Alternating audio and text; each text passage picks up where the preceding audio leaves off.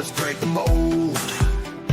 Chasing the stories yet untold. Passion ignites like a blazing fire. Knowledge takes us higher, higher. Out of the box where the wild ones play, we see the game in a whole new way. Living loud, hearts in motion. Sports with soul, pure devotion. The field's alive with endless dreams. We're more than stats, we're the in-between. A slam dunk thought, a touchdown mind. Out of the box every time. No limits, no change, no walls to climb. We're rewriting the rules in real time. Out of the box where the wild ones play, we see the game in a whole new way. Living loud, hearts in motion. Sports with soul, pure devotion.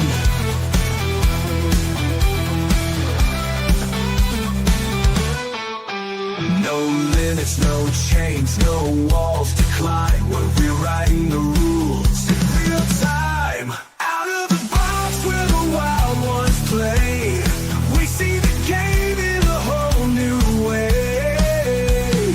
Living loud, hearts in motion. Sports with soul, pure devotion. Every shot's a story, every cheer's a spark. Under the lights we make our mark. Beyond the scoreboard, beyond the lines. Out of the box, redefining the grind. The grind. Out of the box where the wild ones play, we see the game in a whole new way.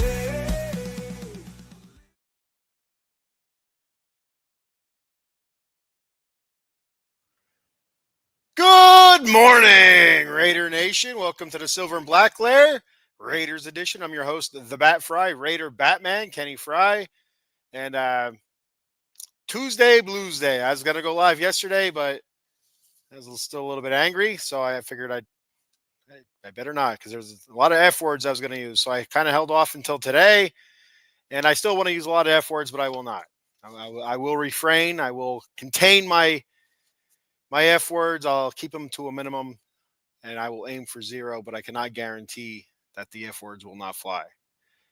Today's show is brought to you by Jason Fine, J. Fine Law, attorney, Big Al. You can reach Big Al at 1-800-HURT-123. That's 1-800-HURT-123. Jason Fine specializes in motor vehicle accidents, slip and falls, workman's comp, and personal injury claims. Jason Fine has 3 office locations conveniently located throughout Pennsylvania and New Jersey. His office in New Jersey is located in Cherry Hill on 3 Greensward Lane. The phone number there is 856-209-5258. And he has 2 offices in Pennsylvania, one in Philly and one in Pittsburgh. The one in Philly is located at 1628 JFK Boulevard, Suite 2120. The phone number there is 267-888-2980. And the one in Pittsburgh is located at 500 Grand Street, Suite 2900. The phone number there is 412-365-8151. Jason Fine, attorney, Big Al. Make sure you let him know that you're a part of the Out of the Box Sports family, and it'll hook you right up. So, all right. Oh, what a rough Sunday it was. I mean, be 100% honest with you. Sports-wise, it was a rough weekend for me. Sports-wise, the Raiders getting their asses handed to them on Sunday. The Mets knocked out of the playoffs by the weekend's end. And Anze Kopitar, I'm a Kings fan, Anze Kopitar Thursday, so it wasn't over the weekend, announced at the end of the season he'll be retiring. Super bummed about that, but not surprised. I've talked about this before with the Kings on the Silver and Black Lair Kings, which will be returning.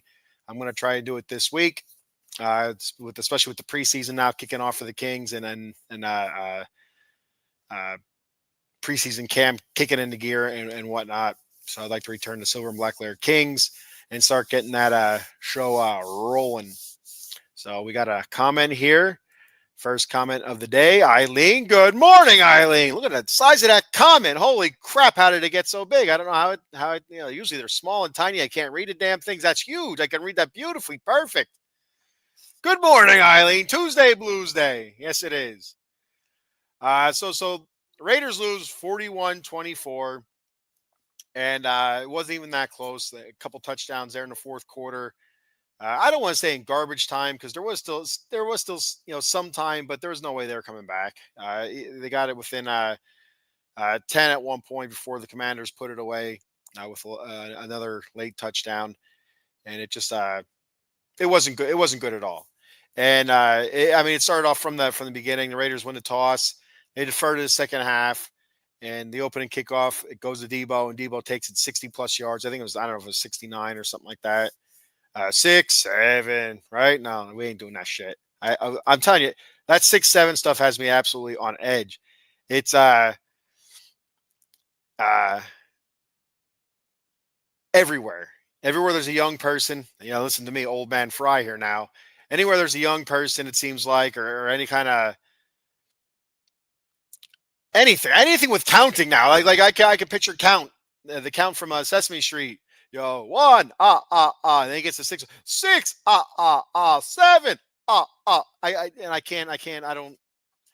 Drives me nuts. We were at uh, Cedar Point out in Ohio a few weekends ago, and we're waiting in line for rides, and it's you hear all these kids saying 6, 7, and my kids are laughing, giggling. They start doing it. I says, I swear, if that makes it, if you start doing that crap at home again, because they're doing it, at home and practices, for sports and stuff. It's insane. It's insanity. I don't know where it came from. I don't like it.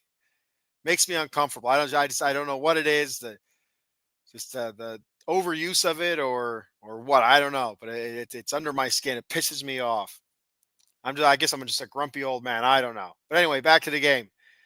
So that gave the Commanders short field, and right off the bat, a couple plays. I think it was 5 plays, uh, touchdown. Yeah, 5 plays, 27 yards, touchdown. Put them up 7-0 as a Mariota 2-yard run, and even on that 2-yard run, you could tell the Raiders defense was going to be in for a long day, as it was a design quarterback draw, and I think it might have been Jermaine Pratt in the middle. I'm not really sure. Just read it really late, and it's just super slow getting there, and it's like what, you kind of sit back like, oh, you take a groan and a head shake, and it's like this might be a long day, and it was. The Commanders over 200 yards rushing total for the game, and again the Raiders could not run the ball. It was a little bit better than it has been in past weeks, but it's the offensive line is so bad right now. Jackson Powers Johnson didn't practice most of the week, so they decided not to play him on the line. Actually, he did play a couple special team snaps, but he didn't get any reps on the offensive line in this game. For what reason, I don't know. They didn't do any hitting during the week anyway. So what the difference is between Jackson Powers Johnson not doing any hitting, missing half of the practices, is beyond me. Nobody did any hitting. Yeah, I'm pretty sure that's what Pete Carroll said. I've heard of his press conference a couple times. I swear he said we didn't do any contact drills at all this week anyway because they're coming off a short week, banged up a little bit, and like I said, Jackson Powers Johnson concussion. He didn't practice first few days, and he was cleared, and I think he was able to practice. Maybe it was Thursday, Friday, Saturday, something like that. But he still held him out, for I guess just because he missed half the practice. I don't know. I don't know. It boggles my mind why you would start Alex Kappa again. It really it just he was so bad last week, and then you bring him out again, and then there's a reason why he was rated the worst offensive lineman last year, or one of the bottom 5 offensive linemen last year. And I know I was super optimistic when the Raiders got him. Like, well, you look at past seasons with the Buccaneers, it was a little bit different. He was one of the better offensive linemen. Maybe last year was just an anomaly. Well, it wasn't. It was not. He's shit. He's not very good. And I'm telling you right now, I can see Raider fans absolutely losing their minds if that man gets another start. Dylan Parham, I don't know where to go with him either. It's It's atrocious. It really is. And I really think I'm a firm believer in this. I think it all starts at center with Jordan Meredith. He's not a center. He played guard last year for us, and he did well there. I don't know why you'd want to convert him to a center. You have a perfectly good center there. Jackson Powers Johnson is a center. I believe it's the Remington Award in college football for the best center in the nation. That was him. Why he's not your center is beyond me. Last season when he was that guard, he was okay. Got better throughout the season. When they moved him to center, the last quarter of the season, last third of the season, he was a lot better. The offensive line looked like they played a lot better at the end of the season. Why? I don't understand the thought process behind this. I really don't. And one of the things Pete Carroll said is that he likes Jackson Powers, JPJ. I'm just going to say JPJ. It's a mouthful to say Jackson Powers Johnson every damn time. So he liked JPJ's physicality and all that stuff at guard. Well, how about a little bit of physicality in the center, or how about a little bit of understanding of what calls to make and whatnot, and be a little bit more vocal. It's not there. It just seems like there's mix-ups, there's confusion in the center of the offensive line. And DJ Glaze, he got beat like a drum this weekend too by uh, Jesus Christmas, Dorrance Armstrong. He had a sack.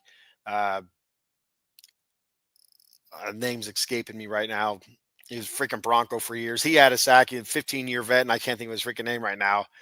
I didn't write it down either. I should have wrote it down. But Bobby Wagner had a couple sacks, 5 sacks in total for the Commanders. 8 quarterback hits. 8 quarterback hits. It's nonsense. And just watching Geno, it seemed like almost every time drop back, he can't step into a throw because the guys are right in his face. Or he has to step up in the pocket and try to scramble out. Guys are tugging on him a couple times. He was able to break free and make a play either with his legs or a throw downfield, or a shit attempt, pass out in the flat. I've seen a couple of those as well, where you had a guy fairly open in the flat, but either Geno just broke free and just threw it over that way just so he didn't get nailed with a intentional grounding, or it was just a piss poor pass. I couldn't really tell either or. But it was terrible. And a couple of times I thought where it did look good, the offensive line, is when they rolled Geno out. But you can't roll him out every play, every pass play. You can't. There's defenses to go up against that. So it's a no-win situation right now. I don't know where you go from here. First things first, I'm a firm believer JPJ needs to be your center. Move Meredith back out to guard. He did fine there last year. He really did. He won a starting job there. Why move him at center? I don't understand it. I don't get it. Move him back to guard. And I'm not overly thrilled with Dylan Parham right now. He has not played well at all this season, especially this past week was absolutely atrocious. The whole offensive line. Colton Miller was the best of the worst, and he did all right. He did all right. His Pro Football Focus grades were okay. Run blocking, I think, was in the 60s, and then pass blocking was in the 70s. But everybody else was just it was atrocious. It was really, really bad. And where you go from here? It's JPJ at center, Jordan Meredith at guard, and why not the rookies? You have a couple rookie offensive linemen that they drafted. Caleb Rogers and Charles Grant. Charles Grant or Caleb Rogers, try him out at guard. See what the rookie got. It can't be any worse. It really can't be. How can it be worse? Just watching these guys get absolutely confused on these stunts. They're basic stunts. Pass. All you get to pass the guy off to the next guy. Hold your hole, which sounds a little bit weird. But yeah, hold your hole. I don't understand it, and they look like watching film. It seems like they're basic stunts. It doesn't seem like anything crazy or anything like like wow, that was an amazing play. It's just a basic looping stunt. And we have uh, who was it? Well, I think it was Kappa. I think Kappa, trying to pass, the guy in front of him off into over to the center, over to Jordan Meredith, trying to sweep him down the line and get back to the hole, but he's so slow with it. They just see that there's no either no timing or the communications off, and it's a late recognition. I'm not sure, but he vacates his assignment, his hole, and it just leaves that gap wide open. I don't get it. Over and over and over again. It's terrible. And watching Colton Miller, this one again, I forgot. I wanted to give credit where credit was due with the film. The one YouTube channel that does film study, breaks it down pretty good, especially with the offensive line play. It seems like Colton Miller uh, pulling down the line to trap a defensive tackle for the Commanders, and he gets blown up.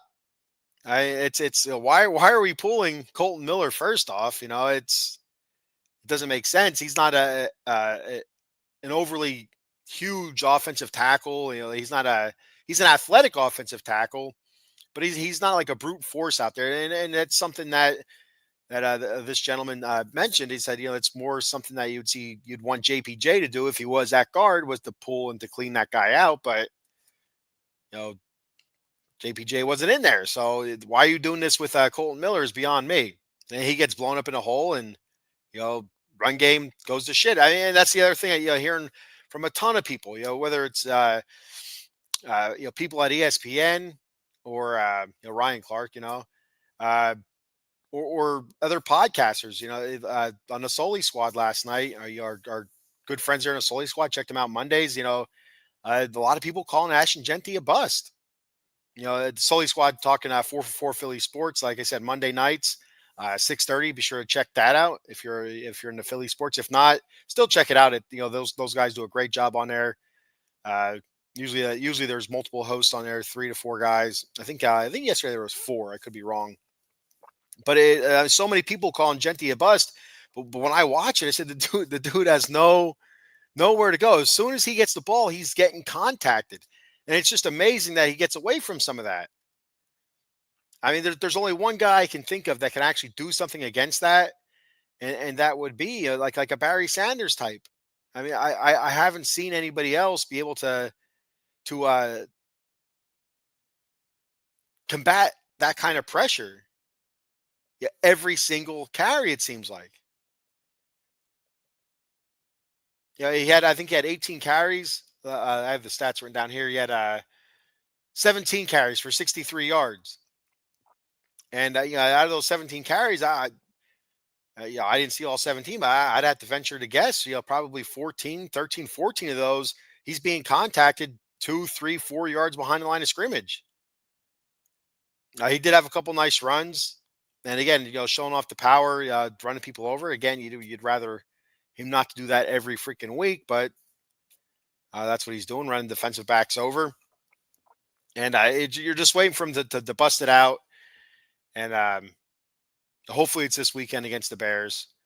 Well, we'll see what happens. Trey Tucker had a great game. And he won eight catches for 145, 3 touchdowns. He's the only Raiders wide receiver with any touchdowns. Geno's thrown 4 touchdowns. All have been to Trey Tucker. That's pretty amazing, especially Jacoby's had a nice start to the season. He had 3 catches for 63 yards. But going back to that, the Commanders, rushing for 200 yards. One lone bright spot I have here for the defense is that, out of those 200 yards, 201 yards rushing, there's 32 carries for 201 yards rushing that the Commanders had for 6.3 rush per carry. 170 something, 179 or 170 something of those yards came in the first half. So you look at the second half of the game, that's kind of where the Commanders, they had a big lead. You figure they'd want to grind the clock, run, try to, shorten the game here. And the Raiders defense did a good job stiffening up and limiting the Commanders in the second half to about 30 or so rush yards. So good job there. Not much of a pass rush to be spoken of. for the Raiders. I think they only had one sack, and that was Max. Great hustle play by Michael Booker the fourth, uh, cre- uh, creating a fumble. Mariota was able to bust a run downfield. I think it was in the first quarter. Uh, Mariota busts a run downfield. Pretty good run. I don't know how many yards it was, but then Booker comes up from behind and is able to knock the ball out of Mariota's hands, and it's recovered, I think, by Caillou Blue Kelly. And it was a hustle play. It really was. I think it might have been 15, almost 20 yards downfield. It seemed like. I could be wrong on that, but it was a decent amount downfield for your defensive tackle to get down there and cause the fumble is saying something. So great job by Michael Booker there. He was booking it. But yeah, and the big plays killed the Raiders. McNichols, he had a big day. Jeremy McNichols ran for 4 carries, 78 yards, a 60-yard touchdown run there. Uh, was that the touchdown run? I think it was a touchdown run. I could be wrong. Maybe it was just 60-yard run. But right there's a big play. Like I mentioned, the kickoff run by Debo. There was also a punt return by Lane, Jalen Lane. He had a 90-yard punt return. Special teams sucked ass. It was bad. All phases of the game. The Raiders got their asses whooped, and it was terrible. Gino, he was efficient, but a little too late, and it was just 5 sacks, hit 8 times. Yeah, I don't know how many pressures had to be. It felt like dozens of pressures. I mean, it wasn't that many, but still, he was under pressure every time he dropped back. But Gino ends up going 19 for 29, 289 yards, 3 touchdowns, 2 carries, 5 yards. Like I said, sacked 5 times. Genty, 17 carries, 63 yards. Zamir White, 5 carries, 19 yards. Overall, the Raiders, 28 carries, 93 yards for 3.3 yards per rush. And my keys to victory, that's one of the things that I did say, is that I wanted to see the Raiders somewhere. I think I said, did I say 25 to 30 carries, or did I say 30 to 35? I think I said 25 to 30 carries when I did my keys to victory on, I think it was Sunday when I was talking about it. And they hit that mark, but there was no, the yards weren't there. 3.3 yards per rush isn't going to get it done. Tucker, eight catches, 145 yards, 3 touchdowns. That's off 9 targets. Pretty good there. Jacoby, three catches, 63 yards. Brock Bowers, 4 catches, 38 yards. You're going to see a lot more out of Brock Bowers. Low catch totals, low receiving numbers, I think, for most of these games, just because they're keen on him. If we can get Trey Tucker consistently going, which Pete Carroll has said they want to do, they want to get Trey the ball more. He said that before the season even started. You can kind of see it week after week. Trey's getting open and they're finding him, and that's all good stuff. So the more they can get Trey Tucker the ball, get Jacoby the ball, that's going to open up things for Brock Bowers, and that's going to lead to higher receptions and higher receiving numbers. But then again, if you have to keep Brock Bowers in the block, if you have to, bring that one time they had 2 tight ends in the block, next to each other, it was overloaded one side, and they still let up a pressure. So I think it was 7 against 5, and then somebody still was able to get through. Craziness, absolute craziness. Deontay Thornton, the rookie, 2 catches, 29 yards. Jack Besh, the other rookie, 1 catch, 10 yards. Everybody's high on Besh, but it hasn't gotten it going yet. Dante Thornton, a couple of his routes looked ugly. There was the one comeback route that was almost intercepted. Should have been intercepted. It was bobbled like 6 or 7 times. He rounded that so much. I was never a wide receiver, so I don't know how to run routes, but I've seen it enough times where it should have been like, foot in the ground coming back, but it seemed like he rounded it too much and just kind of gave it away, and they jumped the route pretty well. But again, what the hell do I know? I don't know. Defensive wise, Max led the way in tackles, 7 tackles, 4 solo, 1 sack, 2 tackles for losses. Devin White, 6 tackles, 3 solo, 2 tackles for losses. Adam Butler, 5 for 4, 5 tackles, 4 solo. Landon Roberts, 5 tackles, 4 solo, 1 tackle for loss. Yeah, not a whole lot there. Just awful stuff. Mariota, 15 of 21, 207, one touchdown, 6 carries, 40 yards. And it's again, you look back to my keys to victory. I said make Mariota beat you with his arm, and he ran the ball all over us. The RPOs, it's like the Raiders didn't even practice. Didn't even watch film on RPOs. That's what it looked like. It looked they were so lost against the RPO. Losing containment on the ends, linebackers biting up on the hand fake, leaving guys behind them open. I know our linebackers aren't the best pass coverage linebackers. They're more run stoppers, but still, it's like, come on, man. It was tough to watch, and yeah, so yeah, they beat us on the ground. I said so they're going to want to run the ball, expect the run. Again, keys to victory. That's stuff I went over, and they ran the ball for over 200 yards. Again, 170 of those in the first half, but still, 200 yards is 200 yards. Uh, McNichols, four carries, 78 yards. That one big run, 60-yard carry, and the tackling was atrocious. I'm trying to think. Trying to think if that 60-yard carry was the one where he broke a bunch of tackles. I think it was broke tackles. Yeah, it's Jeremy Chin and I think it was Landon Roberts. Both hit him in the hole, and then I think Max even got an arm on him. And oh Jesus Christ, I can't think of his name right now. Another linebacker. Not Landon Roberts. It was Pratt, Jermaine Pratt. I think Jermaine Pratt also got had his arms on him from behind, and it broke it away. It broke out all those tackles, slipped through them. Tackling was piss poor for the most part. Again, last week against the Chargers, tackling went down. Against the Patriots, tackling I thought was awesome. The tackling looked crisp. It looked very good. Chargers, not so much, but wasn't terrible, but it wasn't great either. This week was terrible.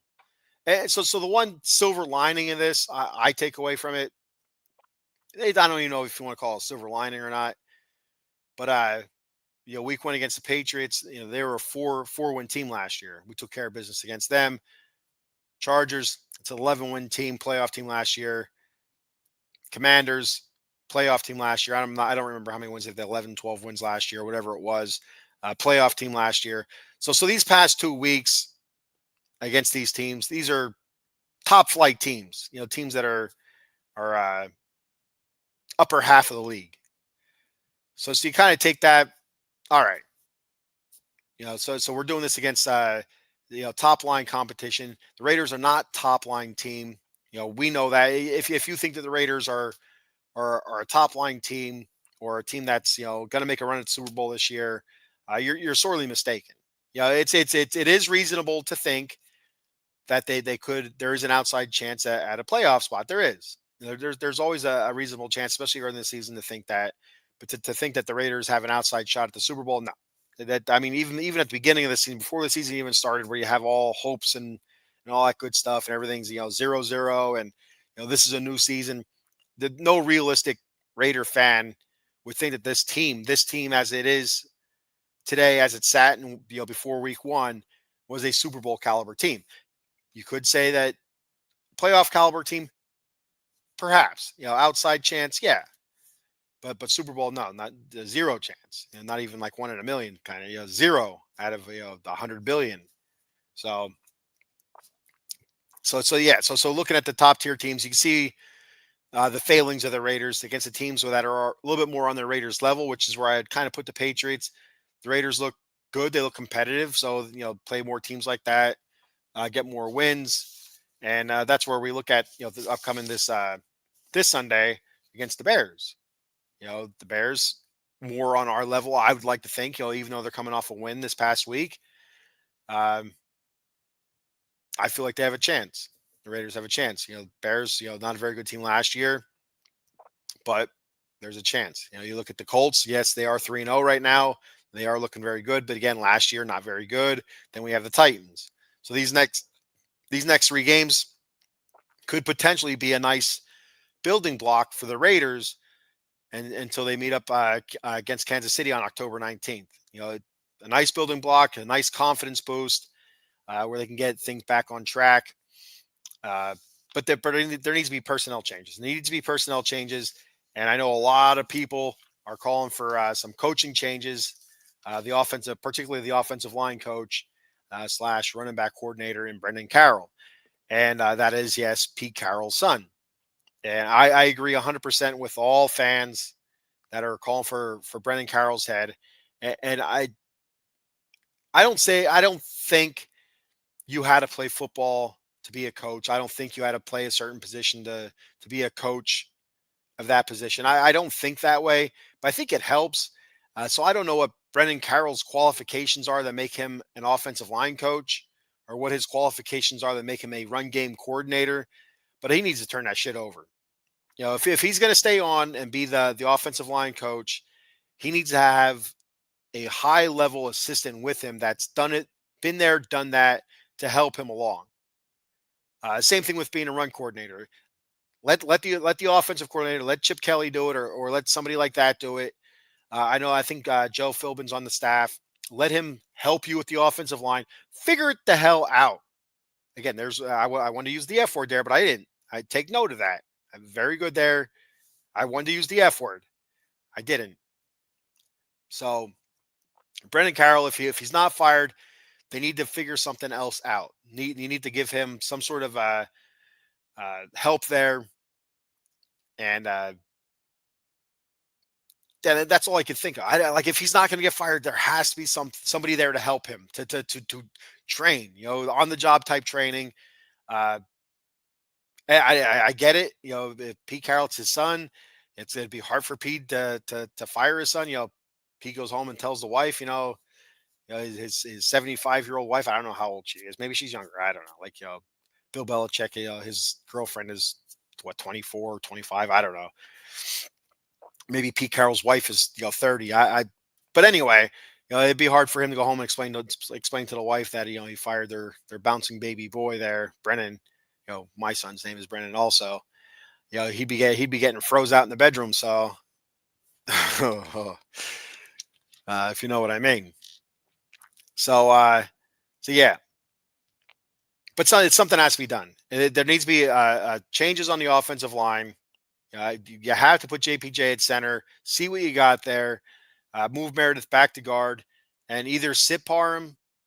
Don't put for the love of Christ, don't put Kappa back out there. Either sit Parham and start the rookie Caleb Rogers, or Charles Grant. I'm not sure. I feel like he had some reps at guard as well. Offensive tackle DJ Glaze, he's starting to work his ass out there. We've seen Stone Forsythe get in the game a little bit.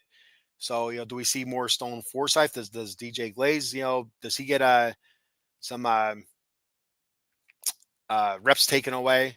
We'll have to wait and see. And I think maybe that's where we start. You start, you Colton Miller at your left tackle.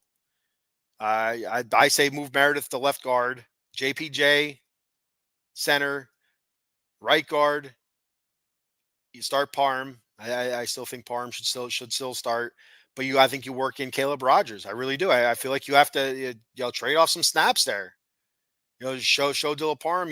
If you're not gonna show up and show out, ball out, this is what's gonna happen. We have a rookie sitting there right behind you to take your spot. See ya. Peace. Don't let the door hit you on the way out. So let Caleb Rogers come in, let him get some reps. And then same thing with DJ Glaze. I know DJ Glaze was a rookie last year. Still a work in progress, but you don't have time for that. Pete Carroll's 74 years old. He signed a 3-year contract, and I don't know. He's not here. Pete Carroll's not in it for the long haul. He's here for the short term. So, if I'm Pete, I'm looking at that. I'm saying, if DJ Glaze, it's the guy that he didn't draft. If he's not getting it done, all right, let's move Stone Forsythe in and start looking, or again, start splitting reps, start splitting snaps. I mean, that's one way to wake people up. Got a couple comments here from Walt. Thanks for checking out the Walt. He said could put Grant or Stone at right tackle, move Glaze to right guard. And that isn't because DJ Glaze, he's not an overly big tackle. A lot of times you see, like your tackles, 6'6", 340 pounds or 330 pounds. DJ Glaze isn't an overly big tackle. He is athletic. So you could see him make the transition to guard and work in there. Walt says Glaze won't be a right tackle in 2026. I'm right there with you, Walt. The way things are looking, I thought he did well in week 1, but again, that's against a 4-win Patriot team from last year. Still the same position the Raiders are. They're trying to rebuild and retool, and when you get to these teams that are a lot better, the Chargers, the Commanders, you're going to see 2 defensive ends or linebackers, that are going to push your offensive tackles. And if your offensive tackles aren't up to it, you need to figure something else out. And DJ Glaze was not up to it yesterday. He got beaten like a drum. Dorrance Armstrong, yeah, it was ugly.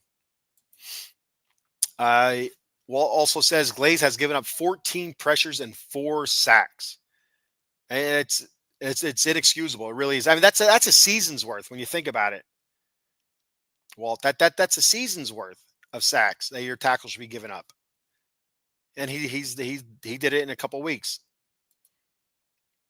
Steve Wisniewski is a free agent. I don't know if you mean Stefan Wisniewski. I don't know if he's even still in the league, but Steve Wisniewski, I remember when I, first still when I first started really watching the Raiders back in the early 90s. I think when I became a Raider fan, it might have been like 88, 89 when I started playing Pee Wee football. And one of my coaches' name was Howie, so I became a huge Howie Long fan. I started liking the Raiders, but I actually started watching football, like really watching football, watching the Raiders, probably early 90s. But you had Steve Wisniewski as a guard for the Raiders. I think it was 76, number 76. We won one of the dirtiest offensive linemen, a fantastic offensive lineman though. So huge Steve Wisniewski fan, like Steve Wisniewski. Walt also said Raiders are on a path to give up 68 sacks, and it's inexcusable. I mean, and just think about this way, Walt. If that's Aiden O'Connell back there, they're probably on pace for 80 some sacks. To be honest with you, I mean, there was a couple of those plays Geno got out of. You look at like how the hell did he get out of that? Just by using his athleticism. If Aiden O'Connell back there, he doesn't get out of those. He goes down quick. So you have to look at it. It's a blessing right now that Geno's there. You'll like him or hate him, but just a semi-athletic quarterback just to get out of some of that stuff or get away from some of it and do some stuff with his legs, either run or just get rid of the freaking ball. And that's another thing with Geno. He needs to get rid of the ball a little bit more. He needs to get it out of bounds, kind of save those yardage from the sacks and stuff. He does do it once in a while, but then there's times where he can't step into a pass and he's just forcing a ball into a crowd and it's not good, or he's taking a sack. It's crap. Walt says Raiders since 1972. I was there when we benched LaMonica for a left-handed quarterback known as Kenny the Snake Stabler. Yes, awesome. I wasn't born yet. I was born in 80.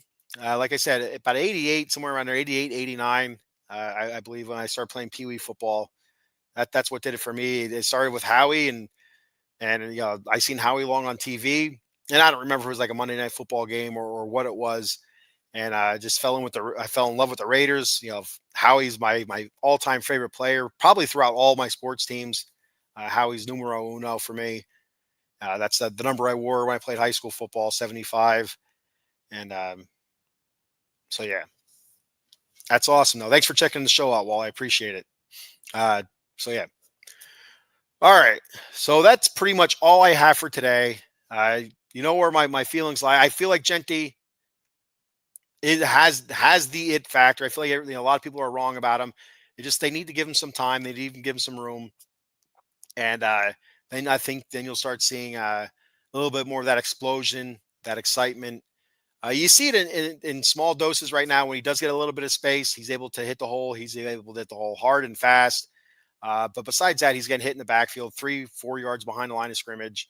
And he's lucky to actually get up to the, back to the line of scrimmage, the original line of scrimmage. So it's the yards after contact. I think week 1 was, he had 38 yards rushing and 44 yards after contact. That doesn't even make sense. Insanity. So, and he was, I think going into this past week, he was top 5. I think it was this going into this past week, he was top 5 in yards after contact, but he was bottom 5 in yards per carry for starting running backs.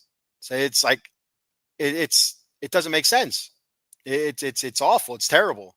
And that this is one of the things I talked about before the season even started, was I felt like potentially our offensive line could be a surprise, a good surprise, not a terrible surprise like it's been so far, but a good surprise, because a lot of those guys played with each other for most of last season.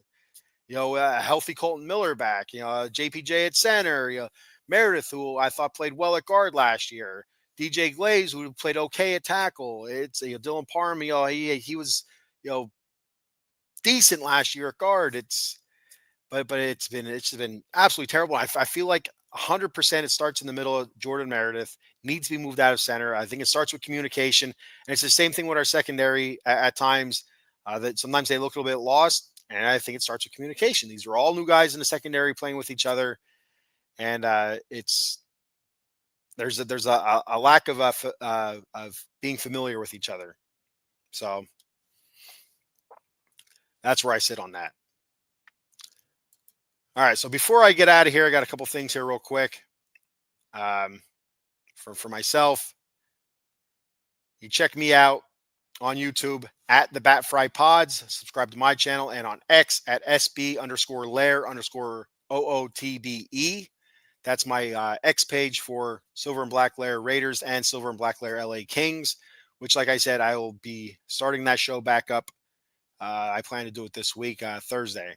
So I'll also go live again with Silver and Black Lair Raiders, probably sometime this weekend. I'm going to see what my work schedule is going to look like, and do a preview for the Raiders and Bears, and give you my thoughts on that game. And of course, my wrong prediction. It seems like every week I'm wrong. So that's what I get for being a homer. And if you want to help me out, head on over to W Energy, W Energy Drink at www.w.gg. Use my promo code TheBatCave. That's all one word, TheBatCave, and get 10% off your order. That's a jitterless energy drink. So it's good stuff. I like it. I'm not a big fan of like Monster or Red Bull or anything like that, because I feel like I get heart palpitations. I don't like the old beating of the ticker too fast. That makes me a little bit nervous. But I get that nice boost from Dubby, and the flavors are good. And it comes in a powder. So if you don't like if you like it a little bit stronger, you could add a little bit more powder to it, to your shaker. If you don't like it as strong, you can, take a little bit away. So it's all good stuff there. And for Out of the Box Sports, follow us on Twitter at Box Sports ENT, on Twitter or X, whatever you want to call it, at Box Sports ENT. Give us a follow there. And like you can see down there scrolling at the bottom, our Facebook, Out of the Box Sports Entertainment. Give us a follow. And our YouTube at Out of the Box Sports is at OOT Box Sports on YouTube. Give us a subscribe there, and appreciate it very much. And again, like I said, my YouTube at the Bat Fry Pods. I put shorts on there from time to time for the Raiders, for the Kings, for the Mets, and whatnot. So, all right. So that's all I have for today. Doom and gloom, but you know what? Move on to the next week. Silver and black till the day I die. And that's just how I roll.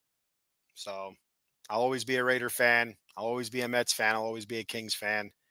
And that's who I am. All right. So until next time, thanks for checking out the show. And of course, just win, baby. See ya.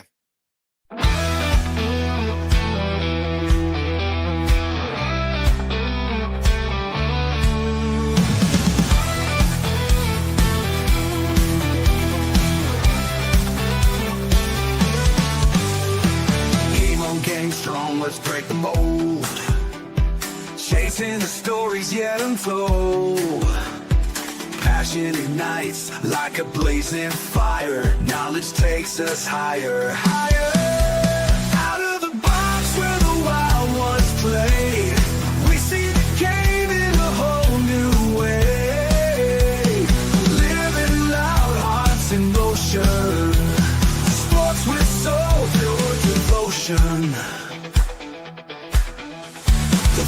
alive with endless dreams. We're more than stats, we're the in-between.